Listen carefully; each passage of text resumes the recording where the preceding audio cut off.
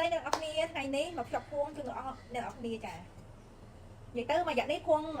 ping trên trời bên tên chả chả anh ấy đồng dồ luôn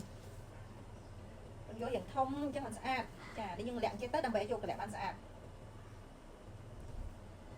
chả hai chị bị say nốt chả snip sọ này mình thôi video chun mong một ốc nia rồi hao chả đâu là cà tè toàn cặp chả tới đẹp nia chả lý ca những rúng ní điệp ca đều bật sao mình tènประเภท môn ấy cứ dân ăn bên phơi đồng chỗ này chả ăn đồng chỗ sạch ở đó dân mà mơ được cho học ní áឥឡូវសម្រាប់រំយោលយើងដាក់ឲ្យស្មើគ្នាសិនសម្រាប់រំយោល3តង់គឺយើងសេរីធ្វើម៉េចឲ្យតង់មានចេញតង់ទី1តង់ទី2និងតង់ទី3យើងសេរីឲ្យស្មើគ្នាស្អាតហើយចាំយើងចាប់ចង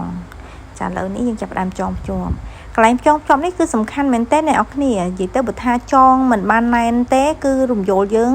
រៀងវិលទៅវិលមកគឺអត់ស្អាតទេសម្រាប់ភួងមួយគឺចងឲ្យតឹងមិនស្អាតចាដូចខ្ញុំបានជម្រាបអ្នកនរគ្នាម្ដងហើយម្ដងទៀតសំខាន់គឺណែនហ្មងចានៅពេលដែលយើងចងណែនហើយរំយោលយើងអត់វិលទេចាយើងចងមួយជាន់ហើយយើងត្រឡប់មកខាងទៀតយើងចងពី3ជាន់ហើយយើងកាត់កតុយអំបោះចោលទៅព្រោះយើងចងយើងត្រឡប់អញ្ចឹងដើម្បីឲ្យរំយោលយើងត្រង់ស្អាតណាចាឥឡូវនេះយើងចងជាប់ហើយយើងកាត់កតុយចោល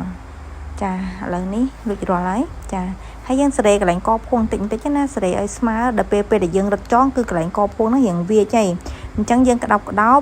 ដើម្បីឲ្យកភួងហ្នឹងត្រង់មកវិញចាកាប់ចុកភួងយើងប៉ុណ្ណេះរួចរាល់ហើយអរគុណអ្នកនរគ្នាដែលបានតាមដាន